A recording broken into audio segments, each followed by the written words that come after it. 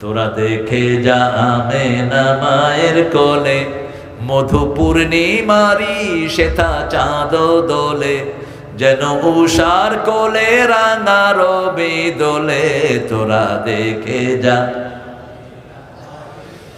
আমেনা মায়ের কোলে, কোনো শক্তি নয়। কুল মখলুকে আজি ধ্বনি উঠে কে এলোই, কালেমা শাহাদাতের বাণী ঠোঁটে কে এলোই। পড়ে দুরূদ ফেরেশতা বেহেশতের সব দুয়ার খোলে। তোরা দেখে যা আমেনা মায়ের কোলে। নজরুলকে নোবেল দেয়া দরকার ছিল একটা কবিতার কারণে। বিদ্রোহী, পৃথিবীর শ্রেষ্ঠ সৃষ্টি, কি অনিন্দ সুন্দর কবিতা তার। ঈদকে নিয়ে যা তিনি লিখলেন, জাতি কোনোদিন তাকে ভুলতে পারবে না। তোরে জীবনে ভোরে মারলো যারা ইট পাথর ছুঁড়ে, সে পাথর দিয়ে গড়ে তোলে প্রেমেরই মসজিদ।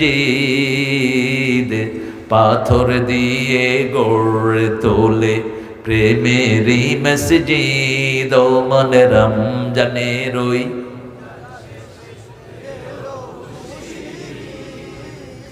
কি লেখা, নজরুল, আল্লাহ তাকে মাফ করে দাও। আরো জোরে আমিন। যেদিকে কলম চলেছে সোনা ফলেছে। ঠাকুর হিন্দুদের জন্য এত লিখতে পারেন যা লিখছে নজরুল। ব্রজবতী খেলে হরি, বলবো না, আপনারা আবার অন্যদিকে নিয়ে যাবেন। আপনাদের মধ্যে তো বহু ফাজিল আছে। হ্যাঁ, না না না, বলবো না। নজরুল একটা অসাধারণ অধ্যায়। নজরুলের বিদ্রোহী যখন ঠাকুরের সামনে দিলেন, ঠাকুর বলল, হেরে পাগলা, তুই আমার চেয়ে অনেক বড় কবি, কিটসের মতো, শেলের মতো তোর জীবনে দুঃখ আছে। নজরুল বলছেন, সেই দুঃখ দেখার জন্য কত বিনিদ্র রজনী আমি কেঁদেছি। আমার ছেলে, ছোট্ট ছেলে যখন বুলবুল বিদায় নেয়, সেই সকালে আমার বাগানে ফুটেছে ছোট্ট হাসনা হেনা। এক্সপ্রেশনের অনিন্দ সুন্দর এক সম্মিলন ছিল প্রিয় নজরুলের মধ্যে। আল্লাহ তাকে মাফ করে দিক। আজকের দিনে তার বড় দরকার ছিল। মুসলমানদের ঐক্যের কি কথা তিনি লিখেছেন, আল্লাহ আমার প্রভু, আমার নাহি নাহি ভয়, আমার নবী মুহাম্মদ, যাহার তারিফ জগতময়। আমার কিসের শঙ্কা, কোরআন আমার ডঙ্কা, ইসলাম আমার ধর্ম, মুসলিম আমার পরিচয়। পরিচয় কি? আর আমাদের পরিচয় কি? আমি ধর্ম নাই, আমি শস্যি না, আমি জামাত, আমি হেফাজত, আমি আওয়ামী লীগ, আমি বিএনপি, আমি 14 রশি, আমি 8 রশি। ঠিক না ঠিক? সব ভুলে যাও আমি আহলে হাদিস, সব ভুলে যাই আমরা মুসলমান। আমরা কি? কার কথা? কার কথা? ওয়ালা তামুতুন্না ইল্লা ওয়া আনতুম মুসলমান না হয়ে কবরে যাবি না। মুসলিম আমি, সংগ্রামী আমি, আমি চির রণবীর, আল্লাহকে ছাড়া কাউকে মানি না। নারায়ে তাকবীর, নারায়ে তাকবীর। একটা পরিচয় হবে, একটা পরিচয়, ইন্নানি মিনাল মুসলিমিন, আমরা মুসলমান। আমরা কি? এই পরিচয় দান করেছেন কে? ভুলে যাব। মসজিদে যারাই যায় আমরা এক দল। ঠিক না ঠিক? পশ্চিম দিকে যারা ফিরি আমরা কয় দল? যারা আল্লাহর পদ্ধতি অনুযায়ী কোরবানি করি কয় দল? রাসূল 1400 বছর আগে বলছেন, মান সাল্লা সালাতানা ওয়া ইস্তাকবালা কিবলাতানা ওয়া কালা যাবিহাতানা ফাযালিকাল মুসলিম ফি জিম্মাতিল্লাহি ওয়া রাসূলি। যারা আল্লাহর কিবলাকে কিবলা মানে, 5 ওয়াক্ত নামাজ আদায় করে, আল্লাহর পদ্ধতি অনুযায়ী জবাই করে, তারা সবাই হলো মুসলমান। তারা কার জিম্মায় থাকে? আল্লাহর জিম্মায় থাকে। আমরা কার জিম্মায় আছি? যারা নামাজ পড়ে তাদের দায়িত্ব গ্রহণ করেন কে? রাসূল দেখলেন, জান্নাত দেখলেন, জাহান্নামও দেখলেন। লিনুরিয়াহু মিন আয়াতিনা, আল্লাহ বলছেন, I want to show him my science. আমার সবগুলো নিদর্শন আমি তাকে দেখাবো। প্রথম ঢুকালেন জাহান্নামে। কোথায়? জাহান্নামে ঢুকালেন। কোরআনে আগে জান্নাতের বর্ণনা, জাহান্নামের বর্ণনা। আগে জাহান্নামের বর্ণনা। وَإِن كُنتُمْ فِي رَيْبٍ مِّمَّا نَزَّلْنَا عَلَى عَبْدِنَا فَأْتُوا بِسُورَةٍ مِّن مِّثْلِهِ وَادْعُوا شُهَدَاءَكُم مِّن دُونِ اللَّهِ إِن كُنتُمْ صَادِقِينَ فَإِن لَّمْ تَفْعَلُوا وَلَن تَفْعَلُوا فَاتَّقُوا النَّارَ الَّتِي وَقُودُهَا النَّاسُ وَأُعِدَّتْ لِلْكَافِرِينَ। আল্লাহ আমাদেরকে বাঁচিয়ে দেন, আমাদেরকে জাহান্নাম থেকে বাঁচান। আরো জোরে বলেন আমি। বড় ভয়ানক জায়গা। জাহান্নামের আয়াত পড়লেই কাঁদতে থাকতেন রাহমাতাল লিল। অথচ তিনার জন্য জাহান্নাম মাফ, তিনার কোনো গুনাহ নাই, কেন তিনি কাঁদতেন? শুধু কাঁদতেনই না, মায়েশা বলছেন এমন ভাবে কাঁদতেন দাড়ি ভিজত, দাড়ি ভিজে ভিজে মাটি পর্যন্ত চোখের পানিতে ভিজে যেত। তায়েফের ময়দানে রাসূল আঙ্গুরের বাগানে বসা, রাসূল বললেন আল্লাহ আমাকে কাদের কাছে ছেড়ে দিয়েছেন? এইভাবে আল্লাহ আমাকে ছেড়ে দিয়েছেন, এরা আমাকে মেরে মেরে শেষ করে দিয়েছে। আল্লাহ কি আমাকে আমার ভবিষ্যৎ জীবনের প্ল্যান বলবেন না? জিবরাইল আমিনকে আল্লাহ বললেন, ও জিবরাইল বলে দাও আমার নবীকে আমি আমার কাছে নিয়ে আসব, বাকি জীবনের সব প্ল্যান আমি তাকে আসমানেই ব্যাখ্যা করে বলে দেব। হিজরতের মাত্র 1.5 বছর, 1 কি 1.5 বছর আগে এই মেরাজ সংগঠিত হয়। মেরাজের আগে আমরা শুধু পেয়েছি লা ইলাহা লা ইলাহা লা ইলাহা ইল্লাল্লাহু মুহাম্মাদুর রাসূলুল্লাহ সাল্লাল্লাহু। মেরাজের পরে পেয়েছি নামাজ, যাকাত, হজ, আর কি রোজা, সওম, এই 4টা পেয়েছি হিজরতের পরে। রাসূল সাল্লাল্লাহু আলাইহি ওয়াসাল্লামের উপরে যখন প্রথম কোরআন নাজিল হয়, এমনি নফল নামাজ তিনি 2 রাকাত পড়তেন, সকালে 2 রাকাত রাতে, কিন্তু ওইভাবে নামাজ ওনার উপরে ফরজ হয়নি। রাসূল সাল্লাল্লাহু আলাইহি ওয়াসাল্লামকে ওখান থেকে উঠিয়ে নিলেন কাবার পাশে। সেখানে রাসূলের ওপেন হার্ট সার্জারি হয়। রাসূল সাল্লাল্লাহু আলাইহি ওয়াসাল্লামের কলিজাটা ফেড়ে, বুকটা ফেড়ে জিবরাইল আমিন আলাইহিস সালাম জমজমের পানি দিয়ে ধুয়ে দেয়। জমজমের পানির ভিতরে আল্লাহ 3টা নিয়ামত রেখেছেন। কয়টা? হজে যারা যাবেন শুধু জমজম আনবেন, কি আনবেন? চাদর, আতর, খেজুর, সুরমা, খুরমা, এগুলো সারা দুনিয়ায় পাওয়া যায়, ঠিক না বেটি? কিন্তু পাওয়া যায় না কি কথা বলতেছি, কথা বলবো না প্রিয় ভাইরা, কথা বলবো না। যাদের কষ্ট হচ্ছে একটু মানিয়ে নেন। দাঁড়ানো লোকেরা থাকবেই, এটা দাঁড়ানো থাকবে, এটা একটু বিউটি। এটা হলো খালাইন্না পার্টি। মাহফিলের যত জায়গায় থাকুক খালাইন্না পার্টি আছে, এদেরকে ঠেকানো যাবে না। অতএব একটু দাঁড়িয়ে দেখতে ভালো লাগে, কষ্ট যদিও। দাঁড়িয়ে আছেন ভাইয়েরা। রাসূলের 3 বার ওপেন হার্ট সার্জারি হয়। কয়বার? 3 বার। প্রথমবার হয় তখন 3 বছরের শিশু। কয় বছর? 3 বছরের শিশু। দ্বিতীয়বার হেরা গুহায় যখন ওহী রিসিভ করবেন তার আগে। তৃতীয়বার মেরাজের আগে রাসূলকে ওপেন হার্ট সার্জারি করালেন কে? আল্লাহ বলছেন, রাসূল সাল্লাল্লাহু আলাইহি ওয়াসাল্লাম বলছেন, একটা স্বর্ণের পাত্রে হিকমত এবং ইলম এনে আমার কলিজার ভিতরে আল্লাহ ভরে দিয়েছেন, যাতে করে তিনি আগামী বিশ্বের কিয়ামত পর্যন্ত যত সমস্যা আছে সমাধান দিয়ে যেতে পারেন। রাষ্ট্রের সমাধান আমার নবীর জীবনে আছে না নাই? পারিবারিক সমাধান আছে না নাই? অর্থনৈতিক সমাধান আছে না নাই? সেনাবাহিনীর সমাধান আছে না নাই? তিনি একদিকে সেনাপতি, আর একদিকে রাষ্ট্রনায়ক, আর একদিকে চিফ জাস্টিস, আর একদিকে তিনি হলেন মসজিদে নববীর খতিব। এমন কোন গুণ নাই যেটা তার মধ্যে দেয়া হয় নাই। আল্লাহ তার চরিত্র বর্ণনা করছেন, ওয়া ইন্নাকা লাআলা খুলুকিন আযীম। বিশাল চরিত্র তাকে দান করলেন। চরিত্রের উন্নতির যতগুলো শাখা থাকতে পারে সবগুলোতেই তাকে চ্যাম্পিয়ন করে দিলেন কে? তিনি যেমন ঘরের মানুষ ছিলেন, যেমন সুন্দর স্বামী, তেমন সুন্দর পিতা, তেমন সুন্দর রাখাল, তেমন সুন্দর কর্মঠ একজন মানুষ। ঠিক না ঠিক? কাজ ছাড়া কোন নবী ছিলেন না। প্রত্যেক নবী 18 বছর বয়স থেকেই কাজ করেছেন, স্বাবলম্বী হয়েছেন। রাসূল আরো অল্প বয়সে কাজ শুরু করেছেন। প্রথম ছিলেন মা খাদিজার রাখাল, তারপরে ছিলেন ব্যবসায়িক হেড। তিনার ব্যবসাটা কন্ট্রোল করতেন রাহমাতাল লিল আলামিন। ছোট বয়স থেকেই তিনি মক্কার প্রত্যেকটি জনবসতিকে চিনতেন। 11 বছর যখন বয়স, তাকে বলা হয় মুহাম্মদ চলো গান শুনতে যাই। কি গান শুনতে যাই? তিনি কারো আবদার অস্বীকার করতেন না। এগুলো কি দিচ্ছ? এই তো এটা মানুষকে দিয়ে লাভ কি?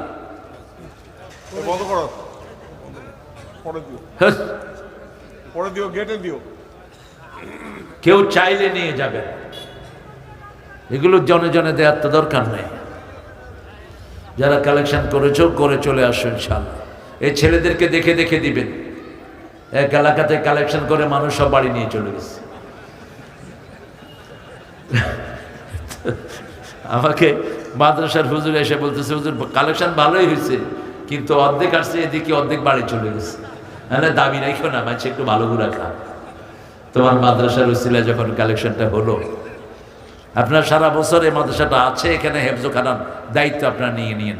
একজন হাফিজকে আপনার টার্গেট করেন, তার যে কয় পয়সা আছে সবচেয়ে কম খরচ হয় কোরআনের মাদ্রাসায়। ঠিক কিনা? আর আমাদের স্কুলগুলিতে কত খরচ? কত খরচ? জয়পুরহাটে এরকম স্কুল আছে যেখানে মাসে 3000, 4000, 5000, 6000 বেতনই দিতে হয়, এক ফোঁটা পানিও খাওয়ায় না। নাই বোধ হয়? ভর্তি ফি 30,000 আছে না নাই? এখন তো বহু মাদ্রাসা এইগুলি করছে, শুরু করছে মাদ্রাসা, যে আমরা আর পিছিয়ে থাকবো কেন, আমরাও 30-40,000 টাকা নেব। দেশের সেন্টার কমান্ড না থাকলে যা হয় আর কি, যার যেদিকে খুশি লুটপাট হচ্ছে। আল্লাহ আমাদেরকে বুঝার তৌফিক দান করেন। রাসূল সাল্লাল্লাহু আলাইহি ওয়াসাল্লাম ওখান থেকে বসে আছেন। রাসূল সাল্লাল্লাহু আলাইহি ওয়াসাল্লাম জিবরাইল আমিন একটা প্রাণী নিয়ে আসলেন, সাদা প্রাণী। এটার নাম হলো বোরাক। কি নাম? বোরাক। বোরাক কেন? এটা বিজলির চেয়ে বেশি দ্রুত গতি সম্পন্ন ছিল। 1,86,000 মাইল 1 মিনিটে পার হতেন। ওই ওপেন হার্ট না হলে রাসূল এটাতে চড়তে পারতেন না। রাসূল সাল্লাল্লাহু আলাইহি ওয়াসাল্লামকে আল্লাহ নিয়ে গেলেন সিদরাতুল মুনতাহা। প্রথম নিলেন মদিনায়। মদিনা দেখালেন, ইয়া রাসূলুল্লাহ এটা হবে আপনার স্থায়ী জায়গা, আপনি হিজরতের পরে এখানে আসবেন। ওটার নাম ছিল ইয়াসরিব, রাসূল চেঞ্জ করে রেখেছেন কি? মদিনা। মন আমার কাঁদে রে, প্রাণ আমার কাঁদে রে, যেতে সোনার। এখন মদিনা নিয়ে ইন্ডিয়ার লোকেরাও গান গায়, ক্যালকাটার ছেলেরা এখন মদিনার পাগল। ইন্ডিয়ান আইডলে একটা গান ওদেরকে পাগল করেছে। হৃদয়েতে কাবা নয়নে মদিনা, ছেড়ে দে নৌকা মাঝি যাব মদিনা। আসবে তুফান আসুক তুফানে ভয় করি না, ছেড়ে দে নৌকা মাঝি যাব মদিনা। ঠিক কিনা? মদিনাকে যারা ভালোবাসে তারা মুমিন, মদিনাকে যারা ঘৃণা করে তারা মুনাফিক। মদিনার ভালোবাসায় জান্নাতে নিয়ে যাবে। রাসূল বলছেন আল্লাহুম্মা বারিক ফি সাইহি ওয়া মুদ্দাতিহি। হে আল্লাহ, মদিনার বরকত দেন, সাই এবং মুদ্দাত সব কিছুতে আপনি বরকত ঢেলে দেন। সাইয়েদনা ওমর ফারুক দোয়া করতেন, পড়েন আল্লাহুম্মা আরযুকনি শাহাদাতান ফি সাবিলিক আজআল মাউতি ফি বিলাদি রাসূলিক। হে আল্লাহ, আপনার রাস্তায় আমাকে শহীদ করেন, আর আপনার নবী যেই মাটিতে ঘুমিয়ে আছে ওই মাটিতে আমার কবরের ব্যবস্থা করেন। মদিনার মুর্দাদের জন্য দোয়া করেছেন রাহমাতাল লিল, বিশেষ করে বাকিউল গারকাদের মুর্দাদের জন্য মাগফিরাতের দোয়া করেছেন রাহমাতাল লিল। কারণ ওই জায়গাতে রাসূলের বহু বিবিও শুয়ে আছে। মদিনার মাটি বড় পবিত্র মাটি। আল্লাহ আমাদের সবাইকে মদিনার মাটিতে দাফনের ব্যবস্থা করে দিয়ে। কি আমিন বললেন? আরে ভাই এখানে মরলো তো ওখান থেকে কানেকশন দিতে পারবে আল্লাহ, পারবে কিনা বলেন আমিন। আমরা শহীদ হতে চাইতো আল্লাহ আমাদেরকে শহীদ হিসাবে কবুল করেন। জাতীয় কবিকে এই জন্য সেলিউট দেই, আর ঠাকুর সাহেবকে একটু ঘৃণা করি।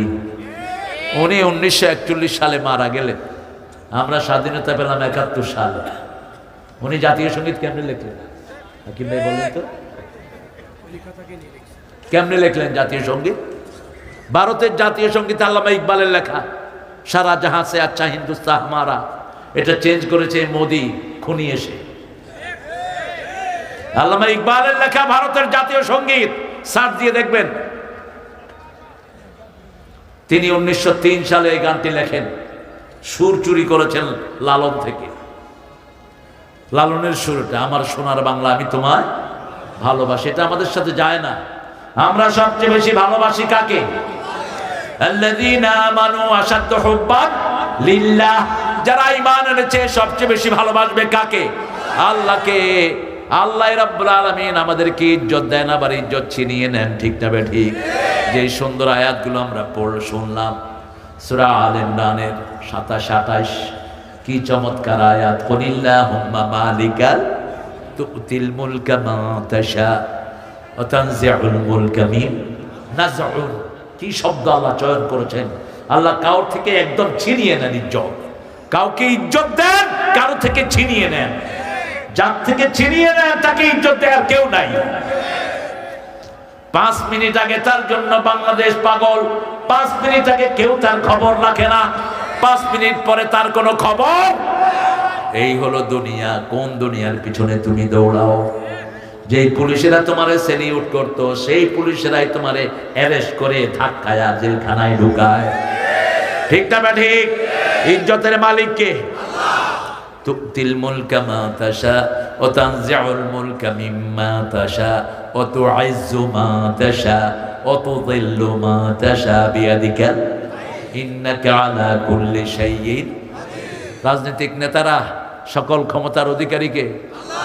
হ্যাঁ নাকি জনগণ? খবরদার এই কথা যেন মুখে না আসে। জঘন্য শের। আল্লাহ বলছেন আন্নাল কুওয়াতা লিল্লাহি জামিআ, সব ক্ষমতার মালিক আমি আল্লাহ।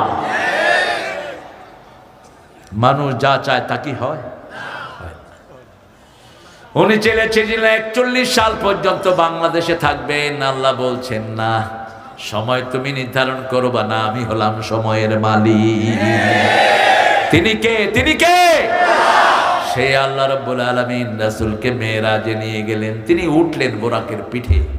উঠার আগে বোরাকটা খুব নড়াচড়া করছে। তিরমিজির আরেকটা হাওলা, বোরাকের কাছে জিবরাইল আমিন এসে বললেন, এই বোরাক তুমি নড়ছো কেন? তুমি কি চিনো নাকি? উনি হলেন মুহাম্মদ সাল্লাল্লাহু আকরাবুন নাস ইনদাল্লাহ। আল্লাহর কাছে ওনার চেয়ে প্রিয় আর কোন মানুষ? বোরাক শীতল হয়ে গেল। বোরাকের পিঠে উঠলেন রাহমাতাল লিল। বোরাক যতদূর দৃষ্টি যায় ততদূর এক পা পড়ে। কল্পনাও করা যাবে না কত দ্রুত বোরাক। মুহূর্তে চলে গেলেন মদিনায়। মদিনায় রাসূল দেখলেন খেজুর বাগান। চলে গেলেন বাইতুল্লাহ, যেখানে জন্ম নিয়েছেন ঈসা আলাইহিস। এই পৃথিবীতে সবচেয়ে কোন ধর্মের লোক বেশি? কোন ধর্ম? খ্রিস্টান। কোন ধর্ম? তারপরে মুসলমান। এই খ্রিস্টানেরা সব একযোগে পড়বে লা ইলাহা ইল্লাল্লাহ, লা ইলাহা ইল্লাল্লাহু সাল্লাল্লাহু। রাসূলকে পানি আর মধু দেয়া হলো, তিনি খেলেন মধু। দুধ আর মধু দেয়া হলো, কি খেলেন? জোরে বলেন। আপনারা কি খাবেন? কি খাবেন? দুধ খাবেন তো? দুধ শ্রেষ্ঠ পানীয়, সব নবীদের প্রিয় খাবার দুধ। রাতে এশার পরে রাসূল কখনো হার্ড খাবার নিতেন না। আমরা যেটা ভাত খাই, রুটি খাই, গোস্ত খাই, নো, কখনো তিনি রাতে এশার পরে খাওয়া নিতেন না, ভারী খাওয়ার, আর বলতেন ইদা কুদ্দিমাল আশা ওয়াল আশা ফাকাদ্দিমুল আশা, যখন রাতের খাবার আর এশার নামাজ একসাথে হয় আগে খাও তারপরে নামাজ পড়ো। একামত হয়েছে এশা, নামাজ রেখে আগে খেয়ে নাও। আজকের বিজ্ঞান বলছে এশার পরে খাওয়ার পরে যারা হাঁটে তাদের শরীরটা ভালো থাকে। রাসূল এশার পরে খাওয়ার পরে কি করতেন? পায়চারি করতেন। সাফিয়া ঘোরা পছন্দ করতেন। মা সাফিয়া রাসূলের একজন বিবি, তিনি ছিলেন ইহুদির স্ত্রী। খয়বরের যিনি লিডার ছিলেন ইহুদি, তার ছেলের বউ ছিল সাফিয়া। ওই সাফিয়ার স্বামী ছিলেন বড় ইহুদি পণ্ডিত। 2 বছর আগে সাফিয়া স্বপ্ন দেখলেন পূর্ণিমার চাঁদ সাফিয়ার কোলে। স্বামীকে বললেন, আই ড্রিম রাআইতু ফি মানামি আল বদর ফি হাজরিনা, আমি স্বপ্ন দেখেছি আমার কোলে পূর্ণিমার চাঁদ এসেছে। সারা মদিনায় একজনই ছিলেন পূর্ণিমার চাঁদ। কি নাম তিনার? জোরে বলেন। তলাআল বাদরু আলাইনা মিন সানিয়াতিল ওয়াদা ওয়াজাবা শুকরু আলাইনা মা দাআ লিল্লাহি দা আইয়ুহাল মাবউসু ফিনা জিতা বিল আমরিল মুতা। বদরের লোকেরা, সারা মদিনার লোকেরা রাসূল যখন মদিনায় আসলেন বলেছে তলাআল বদরু আলাইনা, আমাদের মধ্যে পূর্ণিমার চাঁদ উদিত হয়েছে। যখনই বলেছে পূর্ণিমার চাঁদ, স্বামী জোরে এক থাপ্পড় মেরে দিয়েছে। এক থাপ্পড়ে মা সাফিয়ার এই জায়গাতে সবুজ দাগ পড়ে গেছে। রাসূল সাল্লাল্লাহু আলাইহি ওয়াসাল্লামের সাথে যখন তার বিয়ে হয়, রাসূল দেখলেন তার গালে দাগ, জিজ্ঞেস করলেন এই দাগ কিসের? তিনি বললেন, আমি 2 বছর আগে স্বপ্ন দেখেছি আমার কোলে আপনি হাজির। জাতীয় কবি এটাকে চিত্রায়িত করলেন, তোরা দেখে যা আমেনা মায়ের কোলে মধু পূর্ণিমারি সেথা চাঁদ দোলে, যেন উষার কোলে রাঙা রবি দোলে, তোরা দেখে যা আমেনা মায়ের কোলে কোনো শক্তি নয়। কুল মখলুকে আজি ধ্বনি উঠে কে এলোই, কালেমা শাহাদাতের বাণী ঠোঁটে কে এলোই, পড়ে দুরূদ ফেরেশতা বেহেশতের সব দুয়ার খোলে, তোরা দেখে যা আমেনা মায়ের কোলে। নজরুলকে নোবেল দেয়া দরকার ছিল একটা কবিতার কারণে। বিদ্রোহী, পৃথিবীর শ্রেষ্ঠ সৃষ্টি, কি অনিন্দ সুন্দর কবিতা তার। ঈদকে নিয়ে যা তিনি লিখলেন, জাতি কোনোদিন তাকে ভুলতে পারবে না। তোরে জীবনে ভোরে মারলো যারা ইট পাথর ছুঁড়ে, সে পাথর দিয়ে গড়ে তোলে প্রেমেরই মসজিদ, পাথর দিয়ে গড়ে তোলে প্রেমেরই মসজিদ। ও মনে রমজানের ওই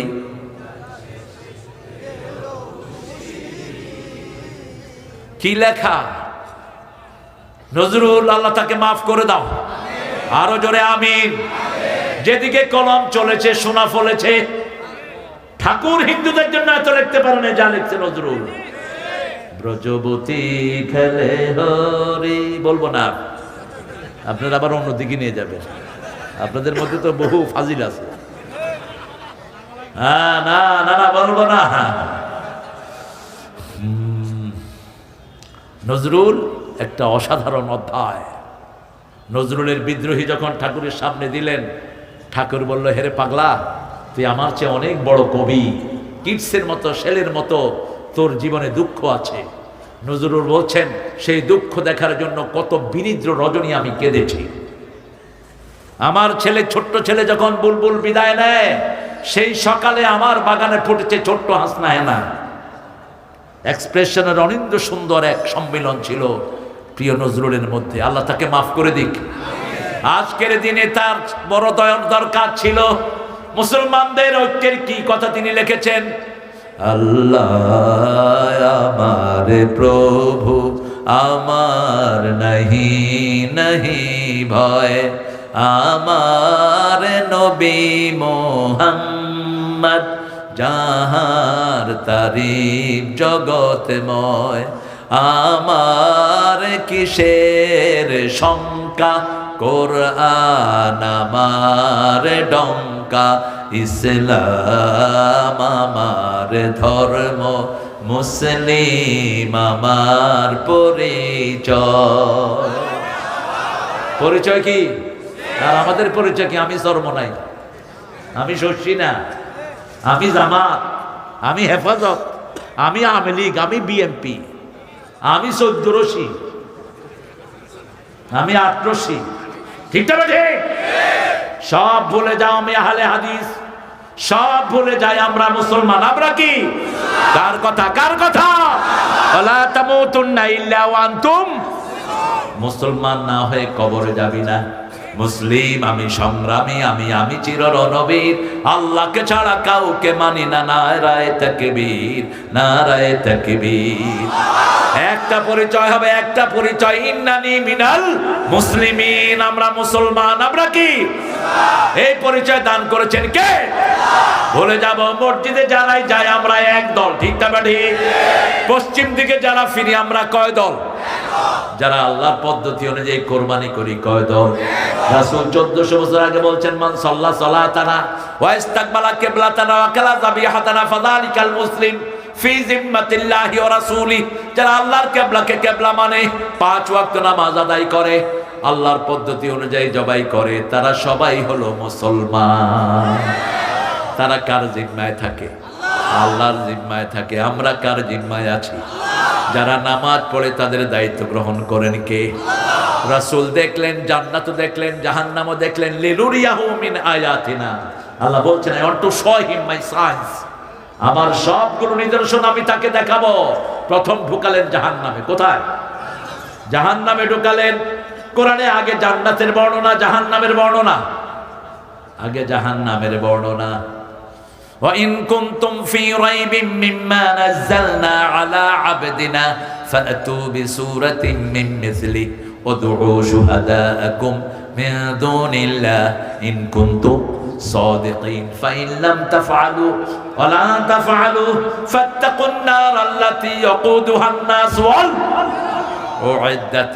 لِلْكَافِرِينَ আল্লাহ আমাদেরকে বাঁচিয়ে দেন আমাদেরকে জাহান্নাম থেকে বাঁচান আরো জোরে বলেন আমি বড় ভয়ানক জায়গা জাহান্নামের আয়াত পড়লেই কাঁদতে থাকতেন রাহমাতাল লিল অথচ তিনার জন্য জাহান্নাম মাফ তিনার কোনো গুনাহ নাই কেন তিনি কাঁদতেন শুধু কাঁদতেনই না মা আয়েশা বলছেন এমন ভাবে কাঁদতেন দাড়ি ভিজতো দাড়ি ভিজে ভিজে মাটি পর্যন্ত চোখের পানিতে ভিজে যেত কতটুকু কাঁদতে থাকতেন রাহমাতাল লিল আলামিন মা আয়েশা বলছেন একদিন আমার সাথে শুইলেন রাসূল শোয়ার পরে রাসূল বলছেন আজিন্নি ইয়া আয়েশা আন আতাকাল্লামা মা আল্লাহ ও আয়েশা আমাকে অনুমতি দাও আমি একটু আল্লাহর সাথে কথা বলবো বিবির হক কিভাবে আদায় করতেন রাহমাতাল লিল আয়েশাকে জিজ্ঞেস করছেন আমাকে অনুমতি দাও আল্লাহর সাথে কথা বলবো